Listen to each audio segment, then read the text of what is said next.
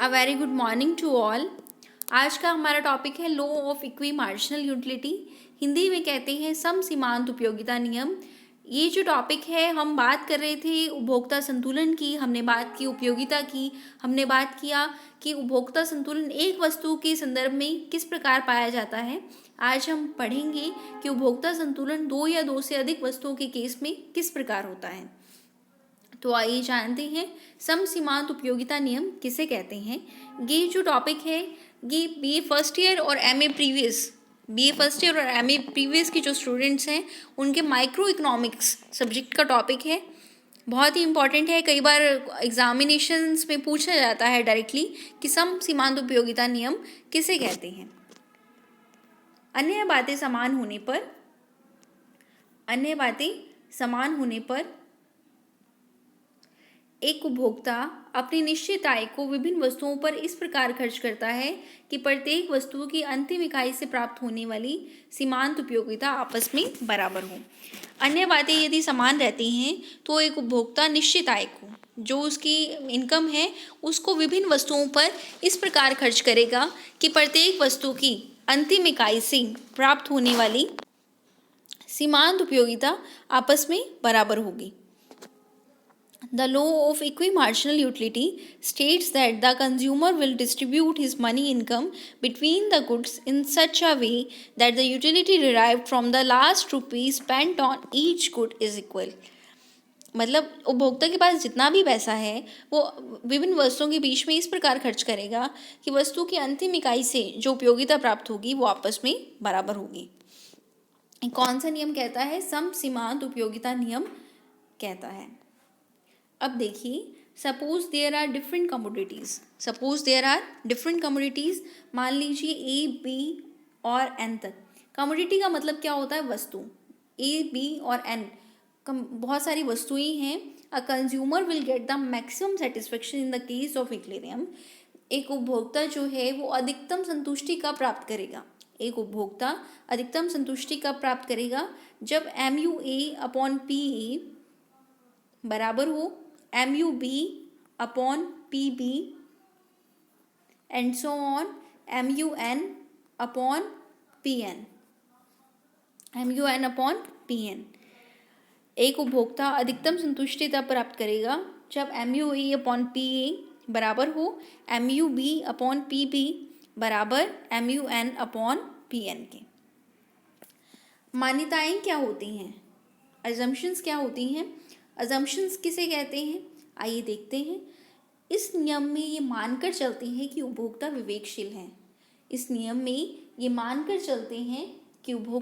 विवेकशील है। दूसरी, मौद्रिक आय दी हुई है। मैं जब आपको एग्जाम्पल्स के थ्रू समझाऊंगी, डायग्राम्स के थ्रू समझाऊंगी, तो मैं ये मान लूँगी कि मनी इनकम इतना, चाहे वो 12 रुपये हो, 24 रुपये हो, 10 रुपये हो। ये जब मैं सारणी पढ़ाऊंगी तब आप देखिएगा मनी इनकम दी हुई होगी। दो वस्तुएं मान लेते हैं क्योंकि समसीमांत उपयोगिता नियम है। एक X वस्तु मान लिया और दूसरा Y वस्तु मान लिया। कीमतें दी हुई हैं। हम ये भी अजम्पशन मान के चलते हैं कि कीमतें भी दी हुई होंगी। X वस्तु की कीमत और Y वस्तु की कीमत।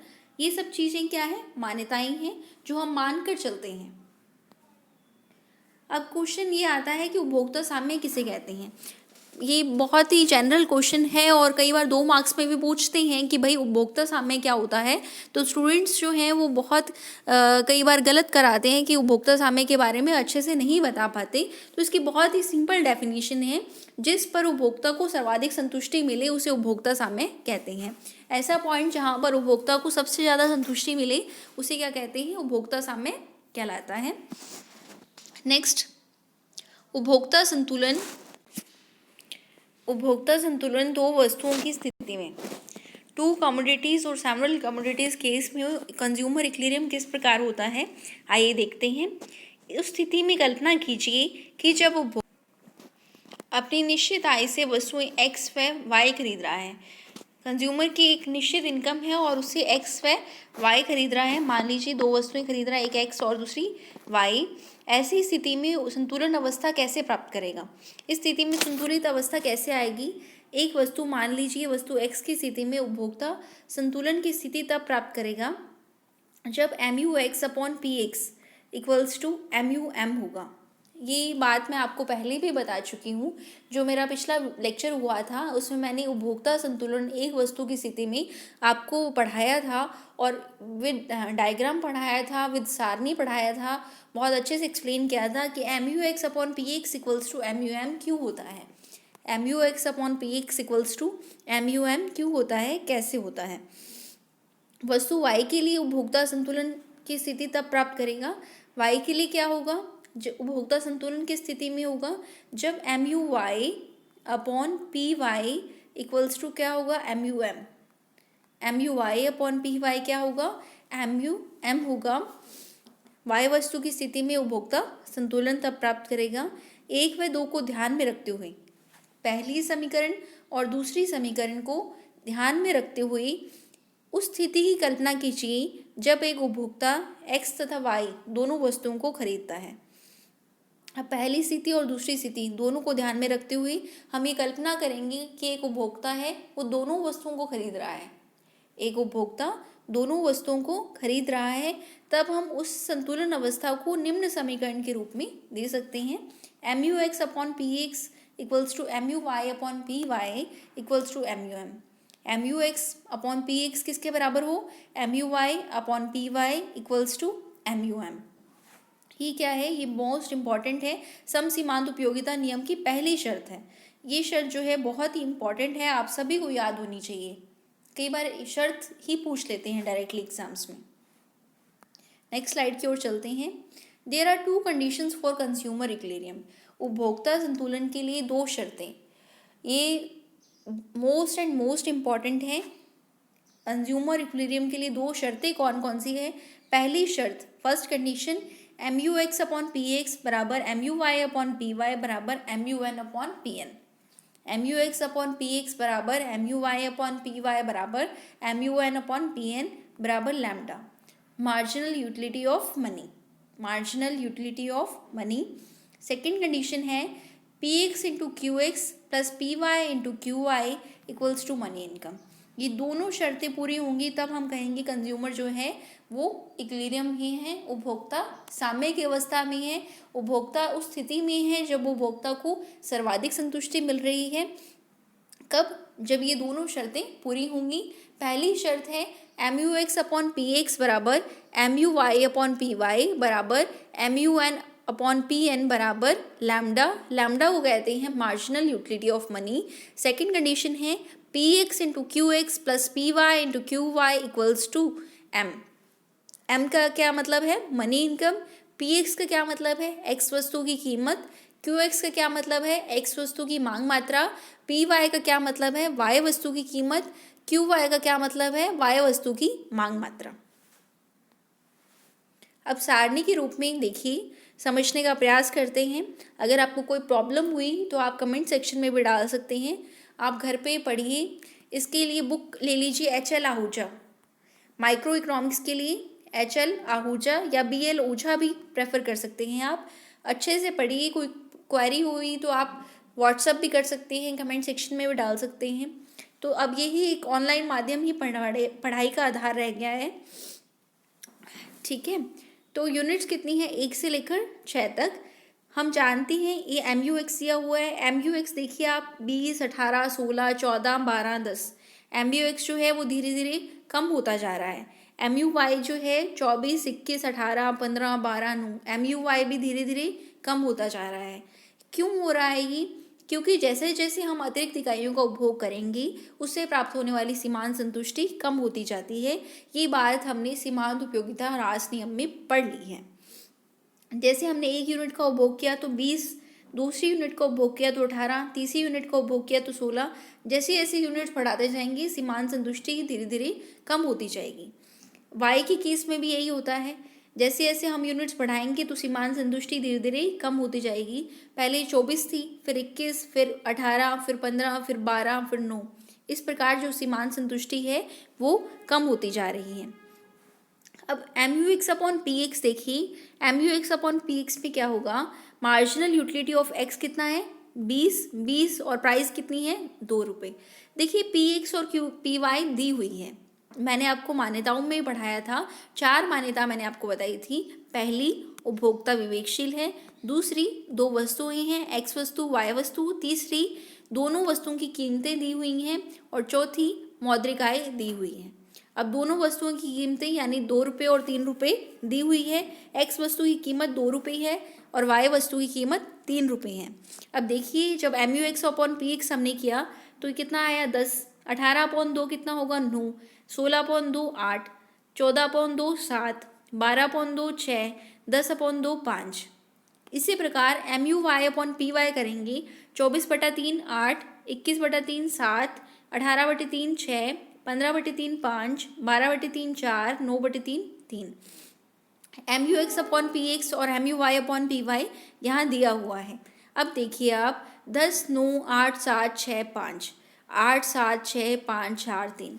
जब हमने इसकी साम्य की शर्तें की तो हमने कहा कि M U X upon P X M U Y upon P Y बराबर होना चाहिए।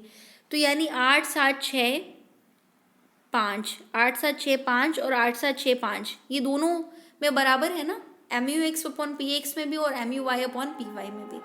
हम पहली शर्त इन पर पूरी होती है, यानी 8 रुपये और यहाँ पर भी 8। लेकिन बात ये है कि इसके साथ साथ दूसरी शर्त का भी पूरा होना अनिवार्य है। क्या यहाँ पर 8 यूनिट कंज्यूम करने से, 8 कंज्यूम करने से दूसरी शर्त पूरी होती है? तो इसमें क्या होगा, अगर हम यहाँ पर 8 और 8 ये यूनिट लेते हैं तो 3 यूनिट तो लेंगे एक्स की और 1 यूनिट लेंगे वाई की। 3 यूनिट लेंगे एक्स की और 1 यूनिट लेंगे वाई की। 3 यूनिट अगर एक्स की लेते हैं, 3 इंटू 2 प्लस 1 इंटू 3, 6 प्लस 3 जो कि 24 से क्या है, बहुत ही कम है। तो यानी यहाँ पर सेकंड कंडीशन पूरी नहीं हो रही। अब यहाँ पर 7 को यदि हम लेते हैं, 7 से भी सेकंड कंडीशन पूरी नहीं होती।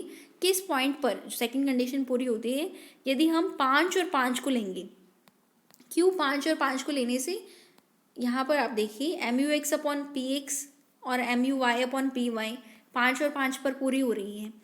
अब देखिए, 6 यूनिट अगर हम लें एक्स की, 6 इंटू 2 यानी 6 यूनिट, क्यू एक्स कितना हो गया 6, पी एक्स कितना हो गया 2, प्लस 6 यूनिट लें वाई की, सॉरी 4 यूनिट लें किसकी, वाई की। क्यू एक्स कितना हो गया 4 और पी वाई कितना हो गया 3, ये कितना हो जाएगा 24 हो जाएगा। 12 प्लस 12 बराबर 24, 12 प्लस 12 बराबर 24। तो ये देखिए, यहाँ पर 6 यूनिट एक्स की लेंगे और 4 यूनिट वाई की लेंगी। 6 unit of X equals to 12, 4 units of Y equals to 12, total units बराबर 10। 6 और 4 कितना हो गया 10 और एक्सपेंडिचर कितना हुआ 24। यहाँ पर ये स्थिति जो है वो कंप्लीट होती है। अब आप डायग्रामेटिकली देख लीजिए, क्यू क्यू यहाँ पर कितना होगा, ये marginal utility of money income है जो कांस्टेंट रहती है। 6 यूनिट एक्स की लेंगे और 4 यूनिट वाई की लेंगे, 6 यूनिट एक्स की लेंगे 4 यूनिट वाई की लेंगे, तब ये marginal utility of money income के बराबर होगा। M U X upon P X M U Y upon P Y, M U X upon P X M U Y upon P Y, ये क्या है, इसका कंडीशन है जो पूरी होनी अनिवार्य है। ये हुआ सम सीमांत उपयोगिता नियम। आशा है कि आप सभी लाभान्वित हुए होंगे इससे। पहले इसकी डेफिनेशन आपको याद होनी चाहिए, उसके बाद इसके क्या रूल्स हैं, मान्यताएं क्या हैं, उपभोक्ता साम्य कब आता है, 2 वस्तुओं की स्थिति में क्या जरूरी है, साम्य की शर्तें मोस्ट इम्पॉर्टेंट। फिर इसको मैंने किसके थ्रू, सारणी के थ्रू आपको समझाने का प्रयास किया कि किस प्रकार कितनी यूनिट्स लेंगे तो साम्य आएगा। जरूरी नहीं है कि पहली शर्त पूरी हो तो नियम कंप्लीट हो गया। नियम को कंप्लीट होने के लिए 2 शर्तें कम से कम पूरी होनी अनिवार्य हैं। तो पहली और दूसरी शर्त जो है वो पूरी की है हमने। अब उपभोक्ता विश्लेषण, उपयोगिता विश्लेषण के आधारभूत सीमा क्या है? हम जानते हैं कि जो मार्शल हैं उन्होंने कहा है कि उपयोगिता को संख्याओं में माप सकती हैं, 1 2 3 4 हमने संख्याओं में मापा है मार्जिनल यूटिलिटी को, टोटल यूटिलिटी को। लेकिन वास्तविकता में ऐसा नहीं होता, ये काल्पनिक है। अगर हम 1 चपाती खाते हैं तो हम ये थोड़ा कह सकते हैं हमें 40 यूटिल्स की सेटिस्फेक्शन मिला है, ऐसा नहीं होता। हम कंपैरिजन कर सकते हैं कि हमें चपाती खाने से इस सब्जी के साथ चपाती खाने से ज़्यादा सेटिस्फेक्शन मिला, कम सेटिस्फेक्शन मिला। तो ये जो प्रॉब्लम है ये आने वाले वीडियोस में सॉल्व होगी जब हम क्रमवाचक विचारधारा के बारे में पढ़ेंगे। तो यही आधारभूत सीमा है इसकी कि इन्होंने क्या किया है, केवल कहा है कि उपयोगिता को संख्याओं में माप सकते हैं, ऐसा जबकि होता नहीं है। धन्यवाद।